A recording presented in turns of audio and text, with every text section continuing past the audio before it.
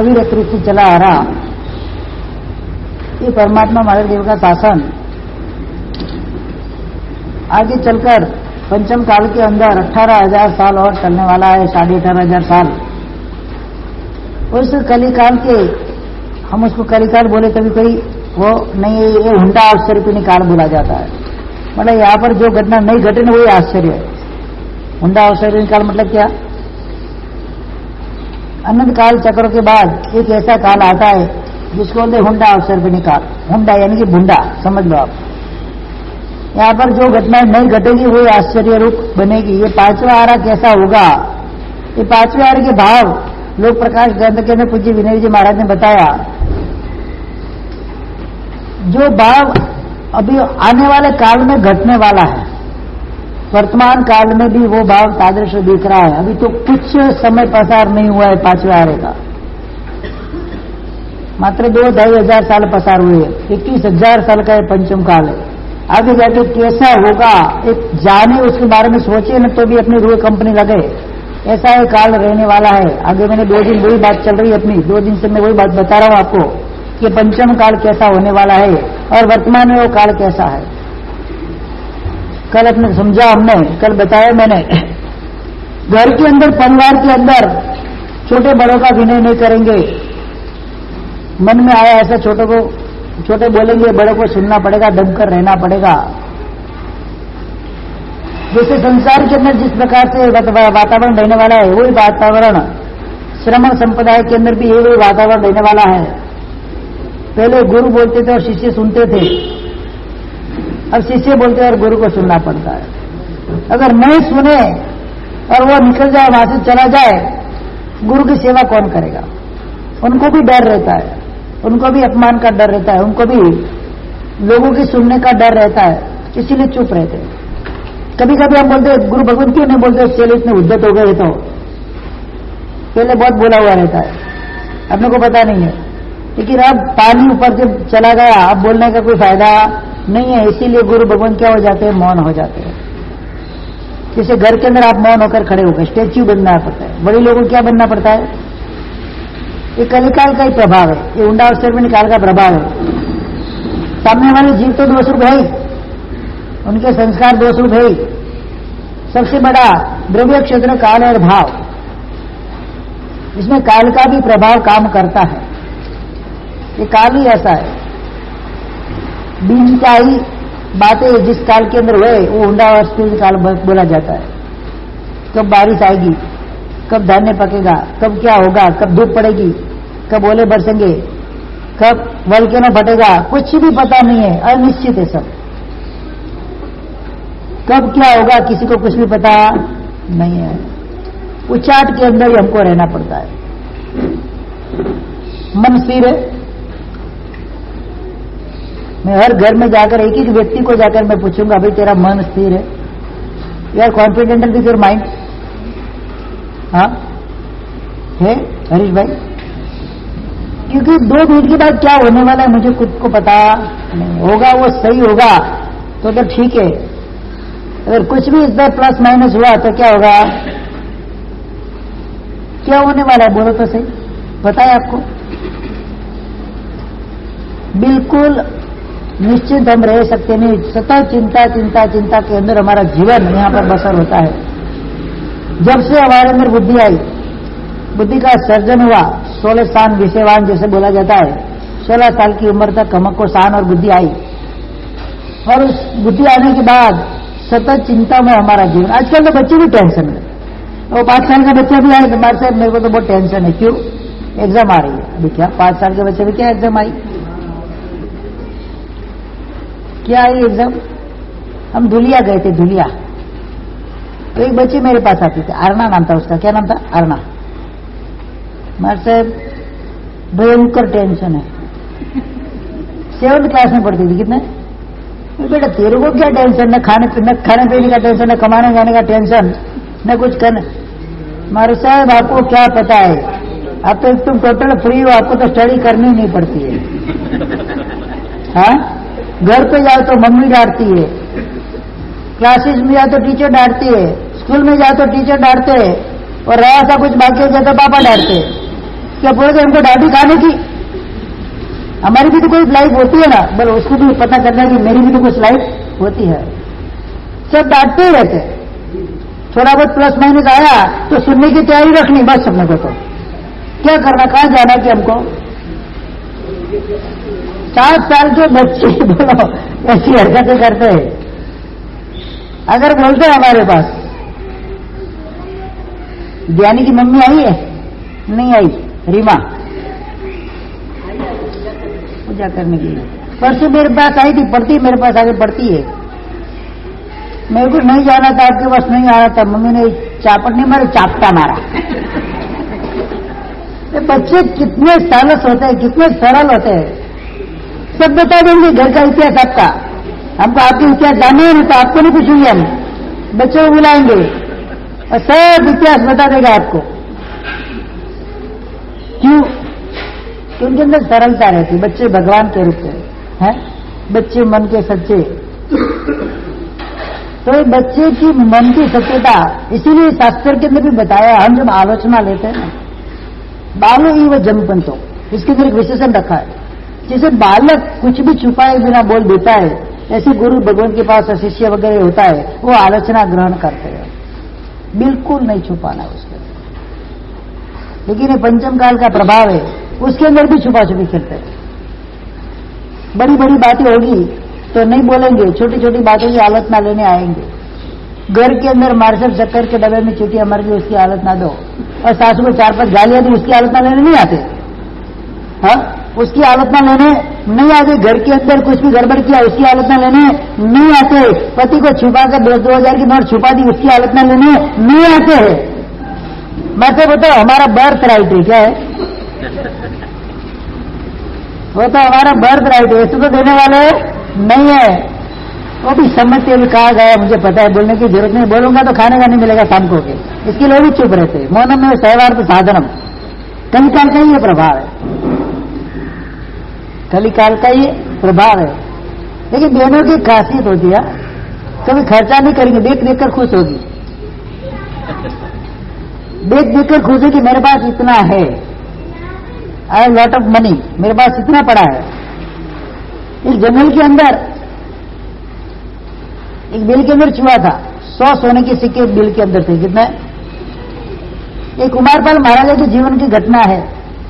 जंगल के अंदर जो घूमते थे और पीछे पड़ा था राजा उनको मारने के लिए, तब एक पेड़ के नीचे एक चूहा बिल में से सोने का सिक्का निकाल कर बाहर रखे।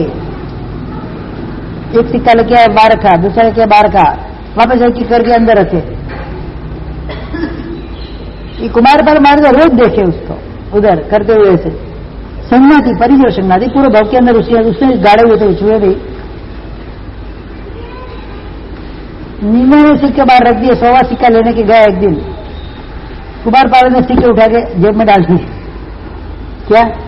और वह वापस देखने में एक सिक्का भी नहीं मिला, भयंकर आघात लगा उसको। देखो, उस जीव के अंदर उसको पता नहीं क्या चीज है, एक पूरे भौतिक संस्कार जो उसने गाड़े हुए थे उसी बिल के अंदर, और उसी के अंदर वो चूहा बनकर पैदा हुआ, और एक एक सिक्का निकालता है, उसको काउंट करता है रोज। उधर ही पत्थर के ऊपर सर पटक पटक कर वो चूहा मर गया। कितनी भयंकर कोटि की परिग्रह संज्ञा है ये संज्ञा। पंचम काल के अंदर इतना प्रमाण में बढ़ेगी कि कोई इसकी लिमिट ही नहीं है। कितना भी धन हमारे पास आ जाए, कितनी भी एबिलिटी हमारे पास आ जाए, खर्चना कितना? खर्चा तो बिल्कुल नहीं जैसा ही है, मात्र परिग्रह इकट्ठा करना। शादी करके देने आती है, माँ बाप 50 जोड़ी साड़ियां देते, कितने देते हैं? 50 तो कम पड़ती है, 50 जोड़ी कम पड़ती है। साल भर में 50 साड़ी को न्याय मिलता है, पूरे साल भर में 360 डेज में पूरी 50 साड़ी अब पहन लेते नहीं। फिर इसके बाद जहां पर भी सेल लगा,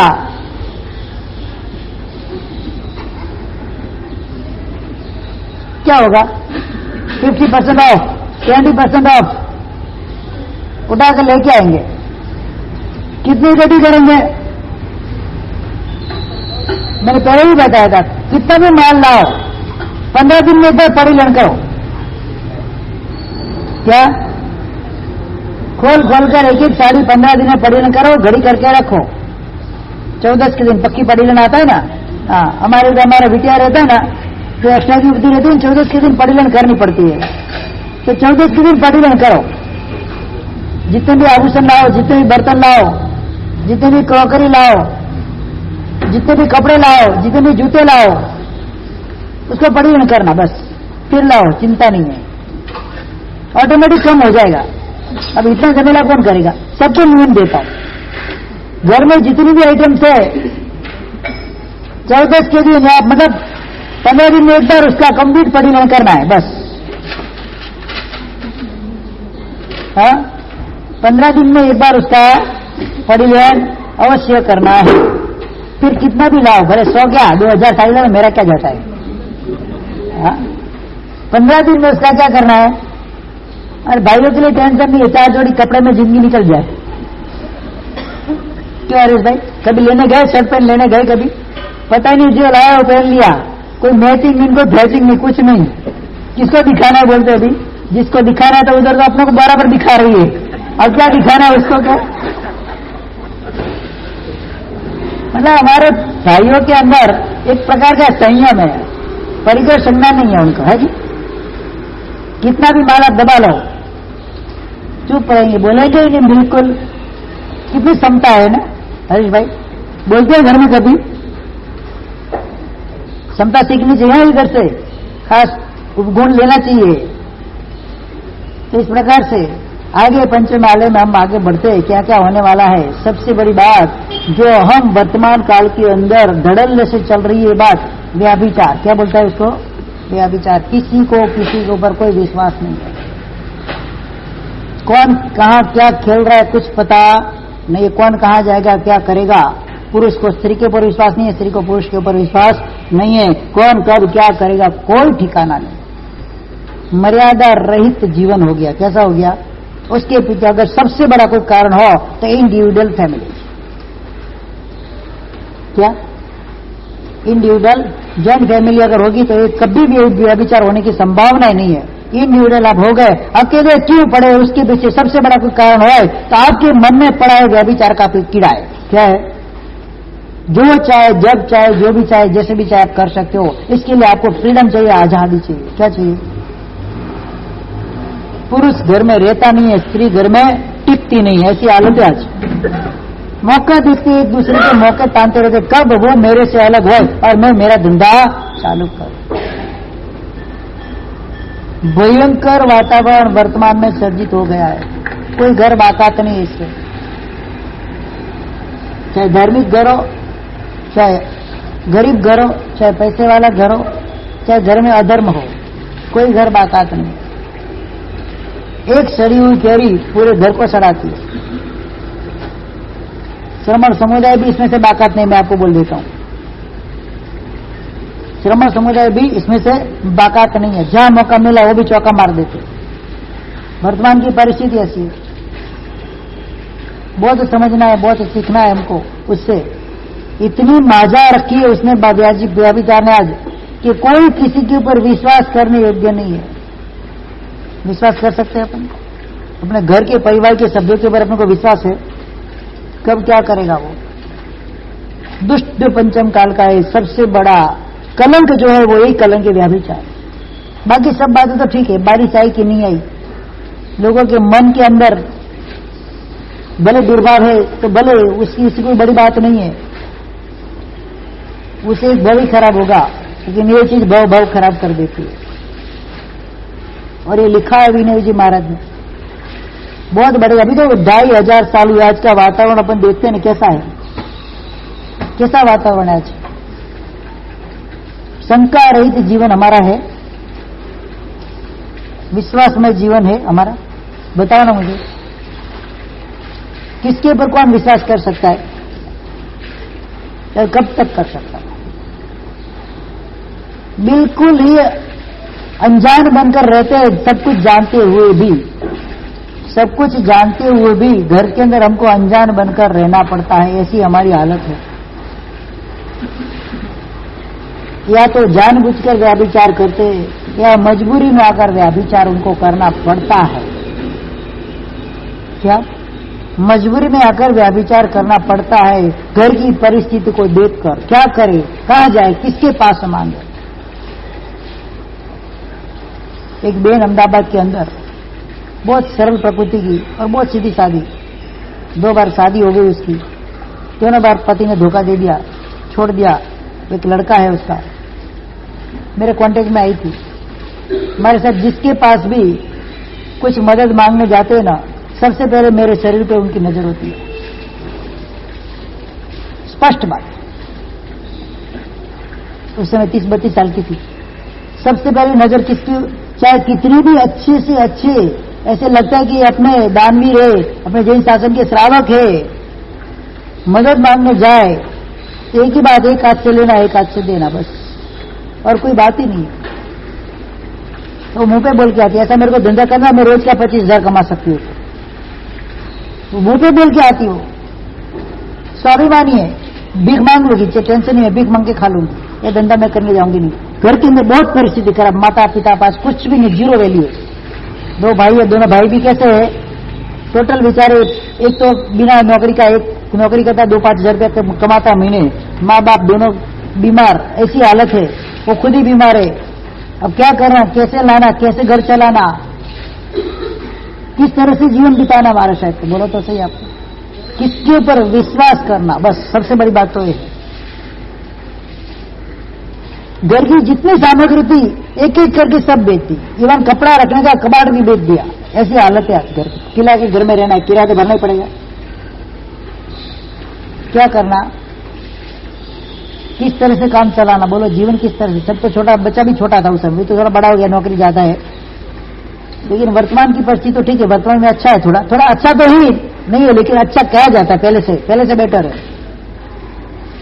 अब ऐसे रास्ते में, ऐसे अवस्था के अंदर व्याभिचार के मार्ग पे नहीं जाए तो करे भी तो क्या करे। तो मैं से 50 लोगों के पास जाके आई हूं, कितने अपने, जो अपने आप को बड़े बनाते, बड़े अच्छे श्रावक कहलाने की कैटेगरी में, दानवीर की कैटेगरी में, जिनके पास भी जाते हैं सब एक ही ऑफर होती है हमारे साथ। क्या करना बोलो, 2-4 जन दे भी देते, नहीं देते ऐसा नहीं है, मोस्ट ऑफ एक ही ऑफर, टेक इन गिव, बस, एक दूसरे की बात ही नहीं। क्या करना उस समय, क्या करे व्यक्ति, करे तो भी क्या करे, पंचम काल का ही प्रभाव है। पहले साधर्मिक को देखकर साधर्मिक के मन के अंदर इतने शुभ भाव आते थे कि नहीं, उनको मदद करना है। एक समय ऐसा था, थराद गांव के अंदर अबू नाम के संगी थे, अबू संगी, जबरदस्त कोट्याधिपति थे। थराद એટલે हमारे गांव के बाजू में आया थराद गांव। 360 अपने ऐसे करोड़पति उन्होंने बनाए। कितने? 360 करोड़पति अपने जैसे उन्होंने बनाए साधर्मिकों को। और पूरे साल भर किसी के घर में चूल्हा नहीं जलता था। 360 करोड़पति, रोज एक जन का जीवन होता था पूरे गांव का, तीनों टाइम किसी के घर में चूल्हा जलता नहीं था साल भर। ये साधर्मिक भक्ति थी। और पहले एक समय में एक विधान था, जो भी व्यक्ति नया सिटी के अंदर रहने के लिए आता था उसको एक सोने का सिक्का दिया जाता था हर घर की तरफ से, एक ईंट सोने का सिक्का, और एक ईंट और एक सिक्का दिया जाता था। ईंट मतलब 1000 घर होते, एक एक ईंट करके 1000 ईंट मिले उसका घर बन जाता था, और 1000 सिक्के मिले उसका व्यापार चल जाता था।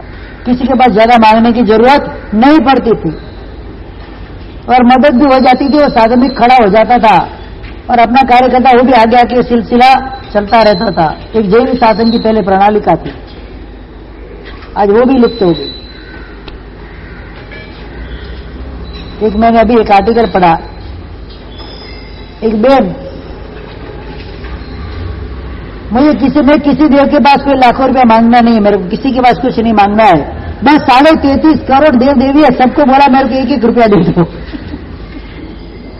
कितना? मेरे के पास आपसे लाख रुपया, 5 लाख रुपया, 10 लाख करोड़, 2 करोड़ नहीं चाहिए। सब जितने 33 करोड़ देव देवता है अपने हिंदू धर्म के अंदर, सबको एक ही विनती, बस मात्र आपके पास 1 रुपया चाहिए। कितना चाहिए? तो कितने आ जाएंगे? 33 करोड़, 1-1 रुपया देंगे कितना हो जाएगा? बस मुझे कुछ नहीं चाहिए, मेरे को किसी के पास कुछ ज्यादा लेना नहीं है। बुद्धि कहाँ चलाता है इंसान? देखो तो सही, सोचो तो सही आप।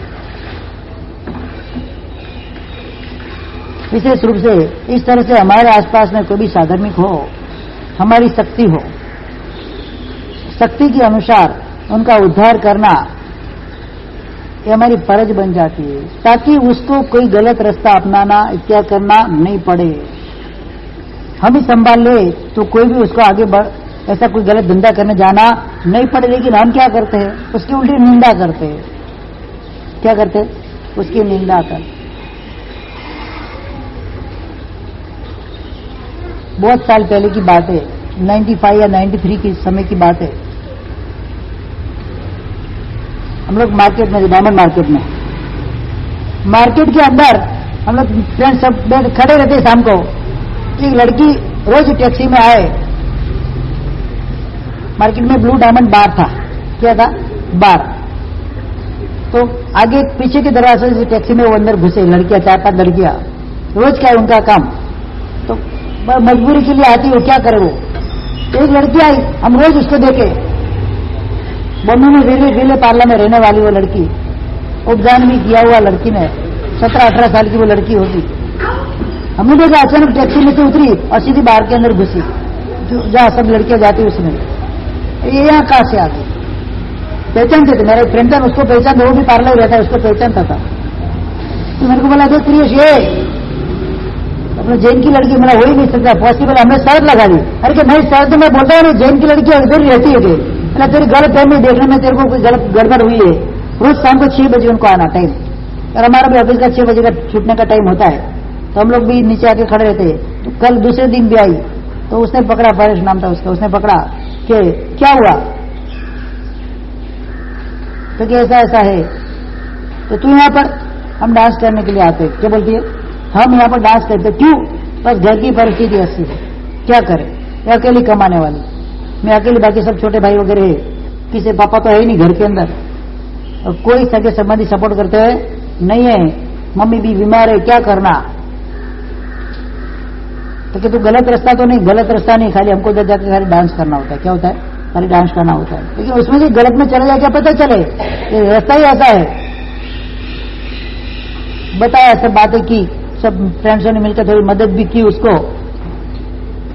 लेकिन कितना तक चले वो मदद कि तू ये बंद कर दे, तो बंद कर दो, खाऊंगी क्या?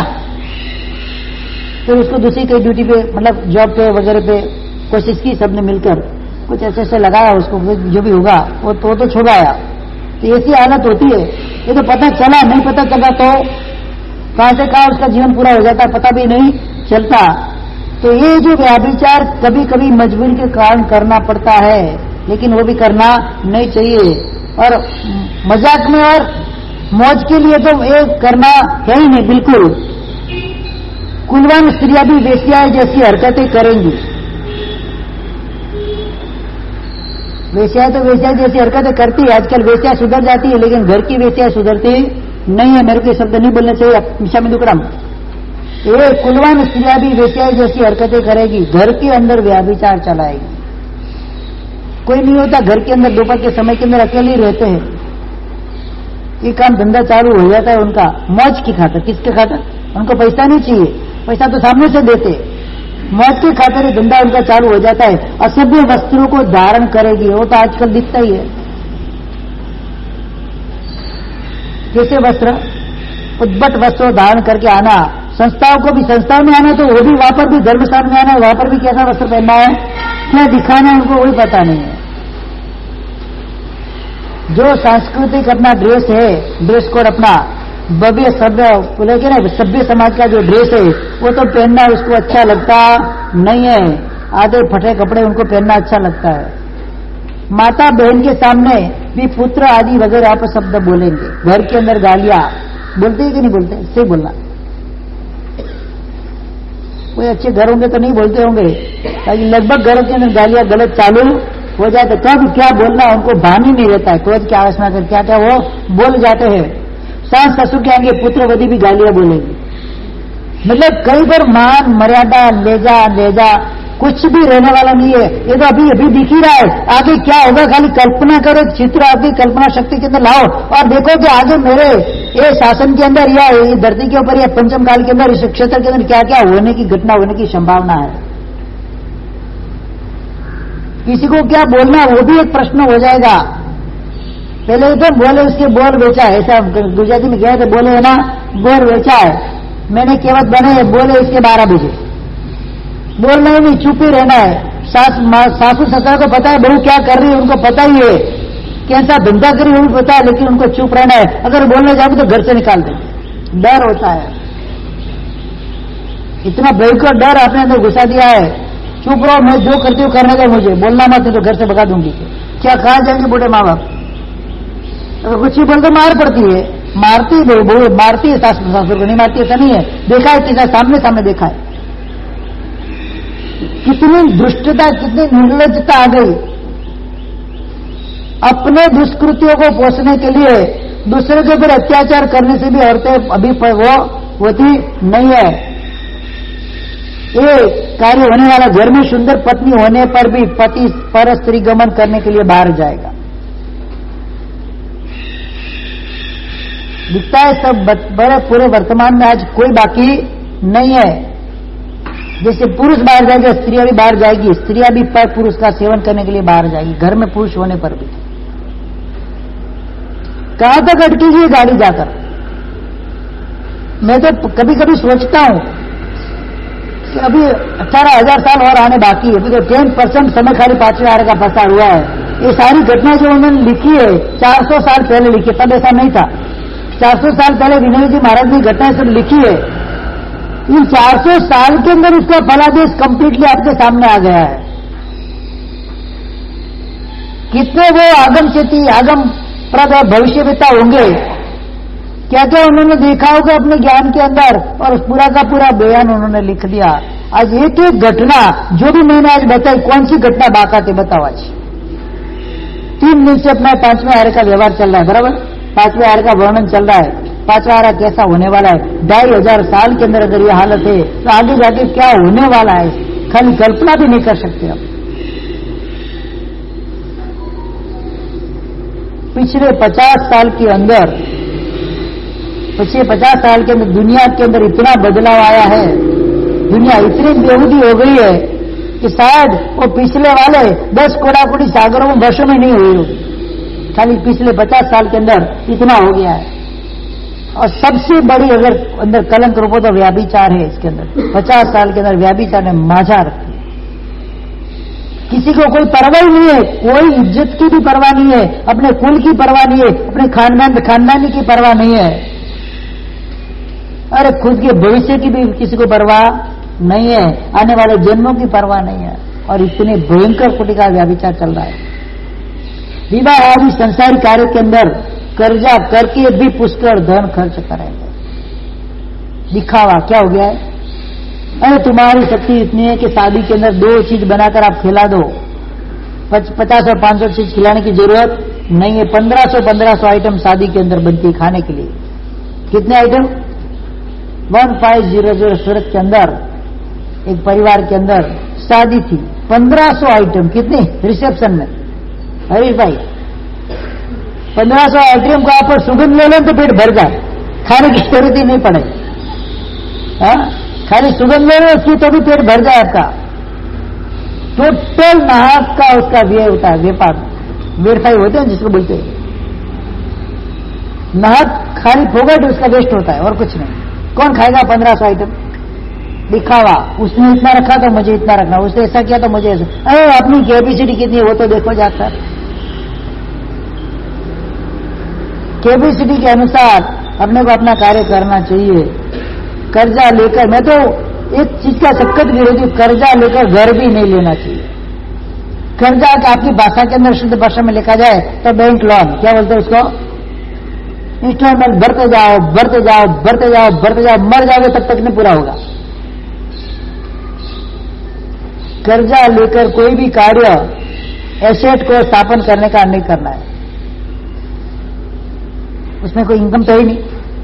घर लिया, इनकम है इसमें से कुछ, लोन ले ली, स्कूटर ले लिया लोन ले ली, मोबाइल ले लिया लोन ले ली, हर चीज लोन पे मिलती है। कब पूरा होता है इंस्टॉलमेंट? इनकम कितनी फिक्स है? इनकम में बढ़ोतरी होती है शिखर जी? होगी तो 5,000 10,000 कम से कम, ज्यादा कितनी बढ़ोतरी होगी महीना भर में? इंस्टॉलमेंट बढ़ते जाएंगे। कब पूरा करोगे? ये कर्जा ही एक प्रकार है। इंस्टॉलमेंट मतलब क्या है? लोन मतलब क्या है? कर्जा है। अभी शादी के लिए खर्चा किया कर्जा लेकर, कमाई कहां से होगी? वो तो खर्चा हो गया, वो इसमें से कोई रिटर्न तो आने वाला है नहीं। घर ले लिया, रिटर्न तो आने वाला है नहीं, तो कर्जा भरना ही भरना है। इसके लिए कमाना पड़ेगा, फर्जियात।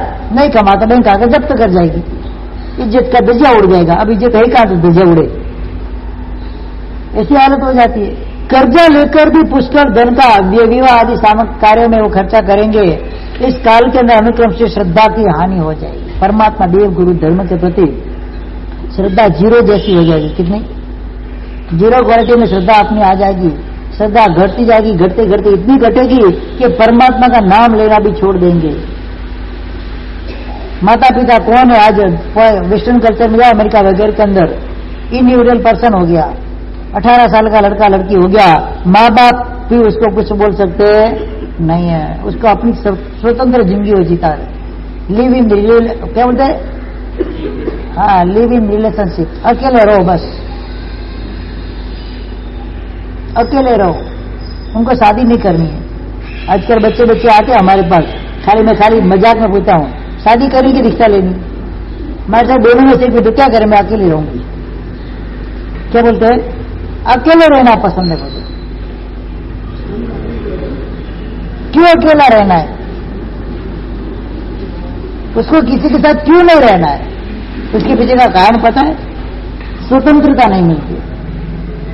काम करना पड़ता है घर के अंदर है। तो शादी कर दो, क्या करना पड़ता है? काम करना पड़ता है। वो उसको करना नहीं है। घूमना फिरना, ऐश करना, मौज मस्ती करना, बस उसी के जीवन के अंदर वही चीज टारगेट हो गया है। इसके लिए क्या करना? अकेले रहना है बस। बाल मानस के अंदर ये बात घुस गई है। मैं बोलता हूँ ध्यान रखना, घरों के अंदर एक एक बच्चों को पूछना, उसके दिमाग में यही चीज चल रही है, मुझे क्या करना बड़े होकर? अकेले रहना है।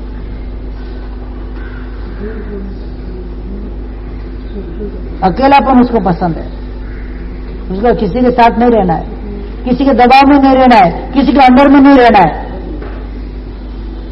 मात्र अपनी मस्ती से, अपनी मर्जी से रहना है। ये अकेलापन श्रद्धा नहीं है, श्रद्धा की हानि हो गई, द्रव्यों की हानि होती जाएगी। देखते ही है, पहले जो धन धान्य वगैरह आते थे खेतों में से, साग भाजी वगैरह आते थे, कितने पौष्टिक होते थे। आज तो कचरा ही है, कुछ नहीं है। आज कचरा ही है, कुछ नहीं है।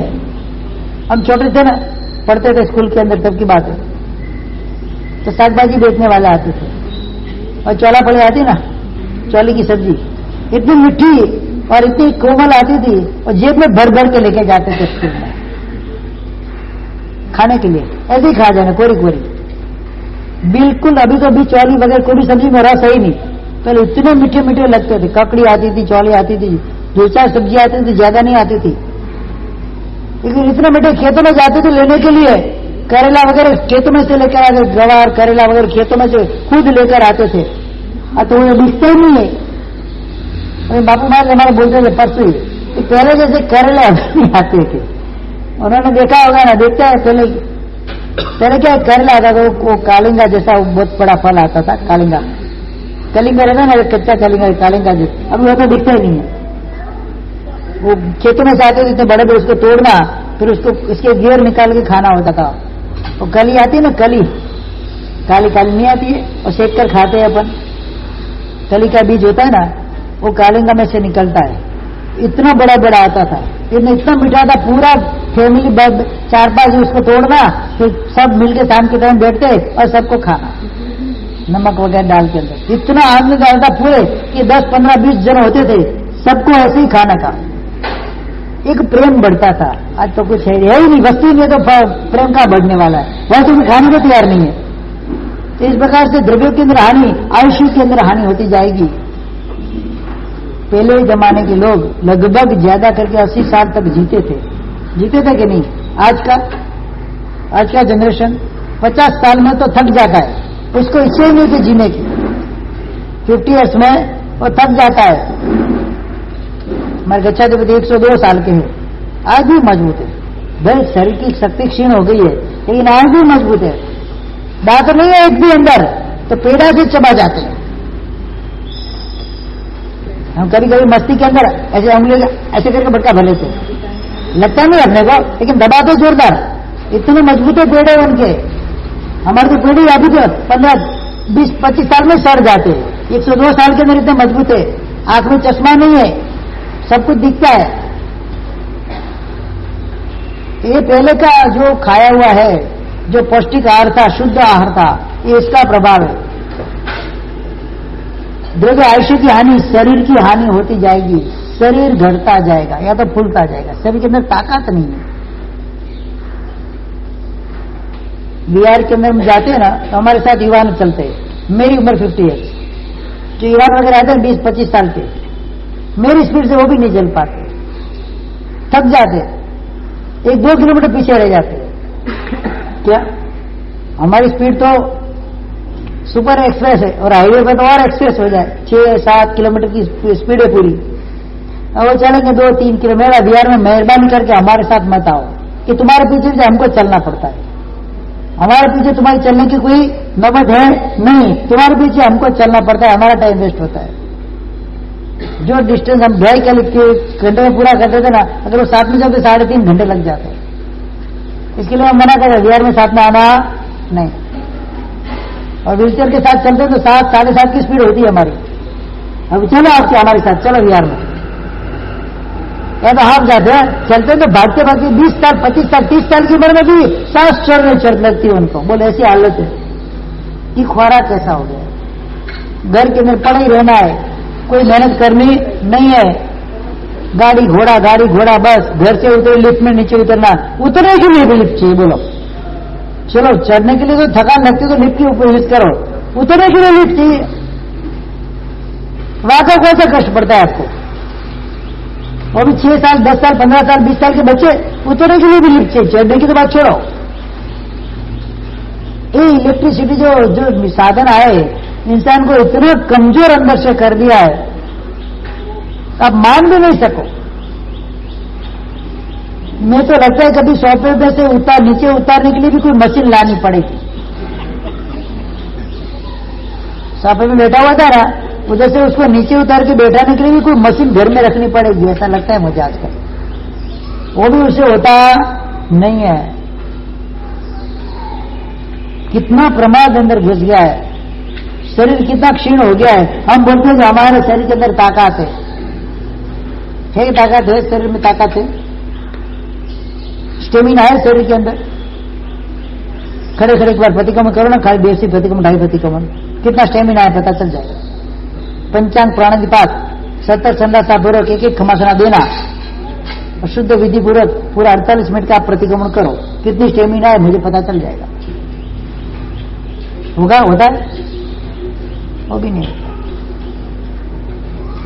और बोलते मैं ताकत वाला हूं, बुस्ट खाओ, बॉर्नवीटा खाओ, ताकत आ जाएगी। छिलकी है, गेहूं के पत्ते और कुछ नहीं अंदर, क्या ताकत आएगी उसमें? जो विदेश कंट्री में उसका बैंड लगाए और भारत वाले इसके बैंड बजाते। द्रव्य की हानि, क्षेत्र की हानि, काल की हानि, शरीर की हानि, वस्तुओं के अंदर किसी प्रकार की सारप नहीं रहेगी, शुद्धता नहीं रहेगी, उसके अंदर कोई तत्व नहीं रहेंगे। जो खाते कचरा ही खाना। सेहत के अंदर एक चीज निकलती है फ्रैंकी, अलारियों में मिलती है फ्रैंकी। और फ्रैंकी मतलब क्या? उसका मतलब क्या? फ्रैंकी क्या है? हाँ, हम निकलते हैं ना मकाई पुल से तो पूरी लाइन है लारियों की, frankie frankie frankie frankie frankie, 20 रुपया, 25 रुपया, 30 रुपया फ्रैंकी। फ्रैंकी मतलब क्या? रोटी के अंदर सब्जी डाल के पड़ीका बना के दे रही है, उसका नाम है फ्रैंकी। बोलो इससे ज्यादा कुछ है? हाँ, इससे ज्यादा कुछ है? वो तो हम पहले ही सिखाते हैं फ्रैंकी। रोटी के अंदर सब्जी डालकर उसका पड़ीका बनाकर दे दिया, इसका नाम क्या बन गया? शिखर जी फ्रैंकी। 30 रुपया, 25 रुपया। मम्मी घर में बना के देगी तो नहीं खाएगी, बाहर उधर खाएगी। हम तो छोटे थे वो फ्रेंकी रोज खाते थे कि रोटी के अंदर सब्जी डाल दिया, फिर उसकी पूड़ी बना देते, उसके ऊपर वो कुछ मेथी का मसाला वगैरह डाल देना, फिर उसको खाना ऐसे पूरी रोटी पकड़ के। तो फ्रेंकी तो होती थी, क्या होता था? नाम आपने फ्रेंकी दे दिया, तो वो हमारी फ्रेंकी तो थी। मतलब जो भी आप खाते हैं सब देसी आइटम है, उसका विलायती नाम हो गया है, बस और कुछ नहीं। मैं देखा एक बार उधर खड़े खड़े वो बियर करते थे ना, तो फ्रेंकी बनाता है कैसे, तब मुझे पता चला कैसे बनाता है। मैंने तो रोज खाते थे, हम कुछ है नहीं उसके अंदर, सब्जी डाल के देते हैं बच्चों को ऐसे। घर में रोटी सब्जी नहीं खाएंगे, लेकिन आप फ्रेंकी के नाम से दे दो तो खा जाएगी वो। बोलेंगे तुरिया की सब्जी डाल दो, ये बोलेंगे केरला की सब्जी डालो, फ्रेंकी बना के दो, खा जाएंगे। नाम बदल गया ना तो चलेगा, वस्तुओं के अंदर सारप नहीं रहेगी। मणि मंत्र औषध तंत्र आदि प्रभावहीन रह जाएंगे। कोई भी मंत्र भी प्रभाव नहीं करेगा, कभी औषधियां भी प्रभाव नहीं करेंगी। मणि वगैरह जो रत्न वगैरह आते हैं वो भी प्रभावहीन हो जाएंगे। मणि मंत्र औषध तंत्र आदि सब प्रभावहीन हो जाएंगे। खाली जो भी बोलते हैं कि मैं इतना करता हूँ, ये वो करता हूँ, फलाना ढिकना करता हूँ आपके लिए, बागेश्वर धाम में लक्ष्मेश्वर धाम में कोई न कोई धाम, हम ऐसा करते हम वैसा करते, कुछ भी नहीं है उसके अंदर, खाली दिखावा है, बनावट है और कुछ नहीं है। डोंगी बाबा सब क्या, ये सब डोंगी बाबा है, कुछ नहीं है, बनावट है। कोई औषधियां बिना पुण्य को असर करती नहीं है। वर्तमान काल के में हमारा पुण्य कितना हमको बताइए। पुण्यशाली के घर के अंदर मिट्टी का ढेर भी आ जाए ना तो तेजन तोड़ी बन जाती है। धन्य कुमार के जीवन के दृष्टांत की एक बात दृष्टांत आता है। एक बार 4 बार उसको घर से पहने कपड़े निकलना पड़ा है। किसी नगर के अंदर गया हुआ है, जहाज भर के धूल आई, रेती जहाज की जहाज भर के आई। वो तो गया हुआ था समुद्र किनारे, पूरे धूल के जहाज खरीद लिए उसने, पैसा में जितना पैसा था उसने पूरा खरीद लिया। सब लोग बोले पागल हो गया है, धूल खरीदता है। हाँ क्या बोलते सब लोग, ये पागल हो गया, धूल खरीदता है। लेकिन उसको पता था वो धूल का भी जानकार था, 64 कला के अंदर एक्सपर्ट था। और धूल जैसी वैसी तेजन तुरी थी, लोहे के ऊपर डालो तो सोना बन जाए। वो कौन सी मिट्टी थी? तेजन तुरी मिट्टी थी। लोहे के ऊपर डालो चाहे हजारों लाखों टन लोहा हो, खाली वो मिट्टी डाली पूरा सोना बन जाता था। वो उसको ही पता था, बाकी व्यापार करना है उसको ही पता नहीं। वो भी धूल किसी द्वीप में से लेकर वो आए होंगे और वो बेचने के लिए निकले थे। सस्ते में पूरा जहाज का जहाज उसने खरीद लिया। सब लोग ने उसकी निंदा की, हंसी मजाक की, हमें धूल में पैसा डालिया है। क्या बोलते हैं? धूल में पैसा डाला, उसका पैसा धूल में मिल गया। लेकिन जब उसने किया देखा, लोहा मंगाया, हजारों टन लोहा मंगाया और मिट्टी ऊपर छिड़कता गया, डालता गया, डालता गया। पल भर में सारा लोहा सोने का, तब सबकी आंख खुली। मूर्ख ये नहीं थे, मूर्ख तो कौन थे? हम थे, जो मिट्टी के गुण को पहचान नहीं पाए। पुण्यशाली जीव होता है ना, पुण्यशाली जीव जहां पर भी जाता है उसको धन की आवश्यकता होती नहीं है, सामने से आकर मिलता है। हमारे अंदर इतना पुण्य अभी रहा नहीं है, तो मणि मंत्र धान्य वगैरह औषधि वगैरह वो वनस्पति वगैरह असर करती। ऐसी ऐसी प्रकार की वनस्पति आती थी जिसका रस निकाल कर आंख में डाल दो, आदमी पशु बन जाता था, पशु में से आदमी बन जाता था, उड़ने लगता था वनस्पतियों के कारण। अलग अलग प्रकार की 108 औषधि वो इकट्ठी करे तो उसमें से लेप बनता था। वो लेप पाव के ऊपर लगा तो आकाश में उड़ सको। 108 औषधि का नाम मैंने लिखा था लेकिन मिलते नहीं है। एक ग्रंथ मुझे मिला था, उसमें से मैंने नाम लिख के रखा था, लेकिन 108 में से 8 भी औषधियां मिलती नहीं। उसको पूरी औषधि को बनाकर उसका लेप बनाकर अगर पाव में लगाया जाए तो वो लेप आकाश में उड़े, व्यक्ति ऐसा हो जाता था। कौन सा ग्रंथ था, नाम भूल गया मैं, याद आएगा तो बोल दूंगा।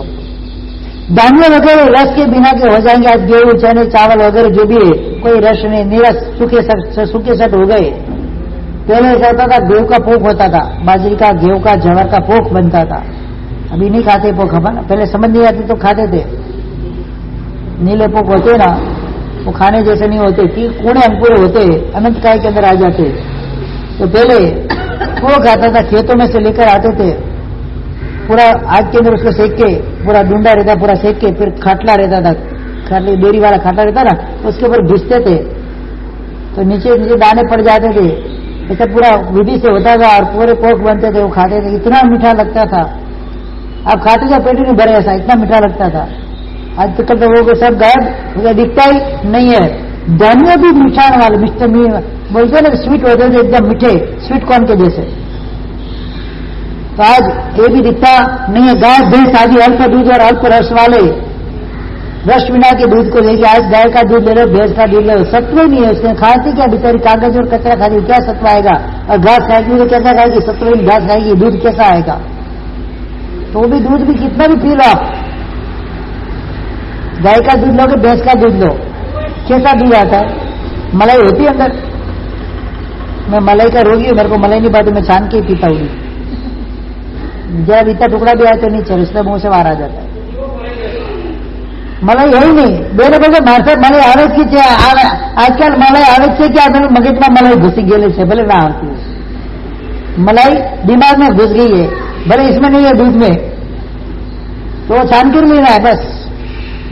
पहले दाल भी पीते थे तो भी छान के पीते थे, अंदर राई कोथमीर डालते थे, नहीं तो नहीं चलती थी। अभी खाते, अभी हो गया खाना चालू। पहले दाल में राई भी आए ना, डालनी तो पड़ती है, और कोथमीर डालते थे सीजन के अंदर, तो वो भी चल लीजिए छान कर पीना। बोलो ऐसे न पी रहे थे हम। हाँ, इस प्रकार से गाय का दूध वगैरह उसी के अंदर रस वगैरह रहेगा नहीं। अविचारित चारित्र वाले बकुश और उपकरण कुशल और बिहे बकुश ऐसे साधु साध्वी होंगे। आज का चारित्र कैसा है?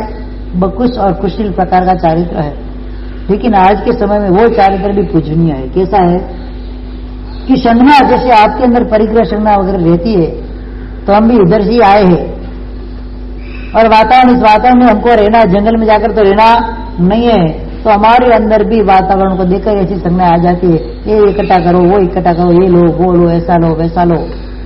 चारित्र के अंदर जो भिन्नता आ जाती है, भेद आ जाते हैं, शिथिलता आ जाती है, कुछ काल का भी प्रभाव है और कुछ अपना प्रमाद भी है, दोनों चीज है इसमें। खाली काल का प्रभाव मानकर बैठे रहना जरूरी नहीं है, कुछ हमारा भी प्रमाद है कि हम उन चीजों का सेवन करते हैं जो हमको नहीं करना चाहिए। कुशलता जिसको बोलते हैं, शिथिलता, वो जो हमको नहीं करना चाहिए। ऐसा कहा जाता है, एक बूंद भी बारिश, एक बूंद भी अगर आती हो तो ऊपर से बाहर निकल सकते हैं नहीं है। जब तक टोटल बारिश खत्म हो जाए तब तक हमको वहां पर से निकलना नहीं है, और मंदिर वगैरह जाना नहीं है। खास एक कारण है कि आपको सनिल भूमि वगैरह जाना है तो उसके लिए छूट है कि वो चीज रोक सकते नहीं है, लेकिन जब तक बारिश आती है तब तक गोचरी जाना नहीं है, मंदिर जाना नहीं। 14 उपास हो जाए तो हो जाए, लेकिन शाम तक बारिश आए तो कभी भी होता है 5-5, 4-4, 5-5 दिन तक बारिश रुकती नहीं है, वहां कोई व्यवस्था नहीं होती तो उपास भी हो जाते। कई साधु साधु जी आज वर्तमान काल के अंदर भी, धन्यवाद है उनको, आज भी इस नियम को पकड़कर बैठे हुए हैं। पहले हम भी करते थे, अभी नहीं होता तो नहीं करते, सीधी बात, कबूल करना है, नहीं करते। बिल्कुल एक बूंद भी बारिश की आती थी तो बाहर निकलते नहीं थे, लेकिन आज निकलते, जाते भी नहीं जाते ऐसा नहीं है। प्रतिशिवना कुशल, कैसा है कुशल, इस प्रकार से अलग अलग प्रकार के कुशल, जैसे सेवा करानी, सेवा लेनी, साधु के लिए धर्म नहीं है, लेकिन आज क्षमता नहीं है। क्या थोड़ा बहुत हुआ सीधे डॉक्टर के पास जाना है, थोड़ा बहुत हुआ सीधे हॉस्पिटल पे जाना है, थोड़ा बहुत हुआ ये दवाई लो, फलानी लो, ये लो, ढिकना लो, उकाड़ा बनाओ, फलाना बनाओ, ढिकना बनाओ। अरे थोड़ा तो सहन करो, साधु बने हो। जब तक हो सके इतनी दवाई से दूर रहो। हाँ, अगर कारण हो गया लेनी ही पड़ती है, चारित्र को संभालने के लिए लेनी पड़ती है, वो चीज अलग है। लेकिन शरीर को रुष्ट पुष्ट करने, विटामिन की गोलियां खाना, फलाना खाना, ये खाना, वो साधु का काम नहीं है। उस शरीर को पुष्टिजनक आहार भी नहीं लेना है तो विटामिन की गोलियां खाने की क्या आवश्यकता है, तो सब होना नहीं है। तो इस प्रकार से शरीर प्रतिसेवना कुशल और कसाय कुशल, बात बात में हमको गुस्सा आ जाता है, क्रोध, मान, माया, लोभ। मैं हमारी बात करूं, आपकी बात नहीं करूं। क्रोध हमको भी आता है, माया हम भी करते, लोभ हमको भी उठता है, अहंकार हमको भी आ जाता, मुझे क्यों बोल दिया? अरे बोला तो क्या फर्क पड़ा? क्या फर्क पड़ गया? उसने बोल दिया तो मैं सुन लिया, बात खत्म हो गई वहां पर। नहीं, मुझे क्यों बोला? ईगो। आज कमजोरी हमारी सबसे बड़ी हो ना, तो क्रोध कैसा है, मान कैसा है, लोभ कैसा है नहीं है। मान कैसा की कमजोरी है, ईगो। मुझे क्यों बोला, कहता मुझे क्यों नहीं पूछा? क्या होता है? मुझे पूछना तो चाहिए था, मुझे क्यों नहीं पूछा, मुझे क्यों नहीं बोला, मेरे पूछे बिना ऐसा काम कर दिया। ये ईगो होता है। क्या होता है? अहंकार। ईगो आएगा, पीछे क्रोध आएगा, लोभ और माया ज्यादा करके जल्दी आते नहीं है, लेकिन आते तो जाते नहीं है। क्रोध और मान जल्दी आ जाते, जल्दी चले भी जाते हैं। ईगो के कारण व्यक्ति का जीवन खत्म हो गया आज। क्रोध के कारण व्यक्ति जितना परेशान नहीं होता है, गुस्सेल व्यक्ति जितना परेशान नहीं होता है, इतना अहंकारी व्यक्ति परेशान होता है। गुस्सा वाला होगा ना तो गुस्सा करके शांत हो जाएगा। अहंकारी मन में रखेगा, गठान रखेगा, मेरे साथ ऐसा किया था, समय है देख लूंगा, मेरा ईगो हट हुआ, बस जीवन मेरा खत्म, उसका भी जीवन में खत्म करके रख दूंगा। उसके जो माया, प्रपंच, छल, कपट जो भी कर रहा वो करेगा। तो इस प्रकार से आगे चलते चलते ये अनेक प्रकार के मैंने आपको पंचम काल के भाव बताए। पंचम काल के अंदर व्यक्ति का व्यक्तित्व कैसा होगा, जीवन कैसा होगा, उनके मन की दशा कैसी होगी, उसके शरीर की रचनाएं कैसी होगी, उसकी व्यवहार कैसा होगा, उसकी वृत्ति कैसी होगी, अलग अलग प्रकार से हमको दिखता है। आगे जाके और बहुत कुछ बिगड़ने वाला है, सुधरने वाला नहीं है, कि खास ध्यान में रखना है। अभी इस पंचम काल के अंदर ऐसा लिखा है, इसके अंदर युग प्रधान समान 16,11,000 आचार्य होंगे। कितने? युग प्रधान के समान 16,11,000 आचार्य होंगे। दिख तो नहीं रहा है, लिखा है इसके अंदर। उत्तम आचार वाले 55 लाख, नहीं 5 करोड़ 50 लाख 50,500 इतने आचार्य होंगे उत्तम आचार वाले। मध्यम आचार वाले 3,30,439 से आचार्य होंगे। ये आचार्य की बात यहां पर बताई। पांचवें आर्य का अंत समय कैसा होगा, उसके लिए अपन कल सोचेंगे। पांचवा आर्य का अंत, छठे आर्य की शुरुआत, छठे आर्य की पूर्णाहुति और आने वाले उत्सर्पिणी काल के अंदर कैसा माहौल रहेगा, उसके बारे में कल हम चिंतन करेंगे। कल उसका वर्णन करेंगे। शांति से पढ़ना है, उसका चिंतन करना है। या दुष्म काल का ये प्रभाव है। कौन सा काल है? ये दुष्म काल है। आने वाला छठा आरा होगा, दुष्म काल होगा। दुख ही दुख वहां पर रहेगा। उसके अंदर कैसे प्रभाव रहेंगे, कैसे जीव रहेंगे, किस प्रकार से वो रहेंगे, और पंचमे आर्य के अंत में भी क्या क्या होने वाला है, कितने राजा होने वाले हैं, कितने साधु होने वाले हैं, कितने आचार्य होने वाले हैं, कैसे ये आरा चलेगा, उसकी सारी हकीकत हम कल शांति से वापस समय होगा उस हिसाब से हम देखेंगे।